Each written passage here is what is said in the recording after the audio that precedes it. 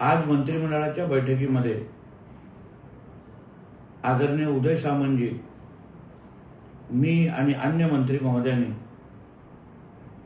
मुख्यमंत्री साहेबांकडे जे आंबा उत्पादक आणि काजू उत्पादकांना राज्य सरकारने काही दिवसाअगोदर मदत केली होती, त्या संदर्भात लोकांच्या तीव्र प्रतिसादाबद्दल माहिती दिली। आम्ही त्यांना हेही सांगितलं की मिळालेल्या मदतीनुसार प्रत्येक झाडामागे फक्त 220 रुपये शेतकऱ्यांना मिळत आहे। ही मदत अतिशय तुटपुंज आहे आणि कधी न मदत मागणाऱ्या आंबा उत्पादकांबरोबर राज्य सरकारने उभं राहिलं पाहिजे। त्यावर लगेच आदरणीय मुख्यमंत्री साहेबांनी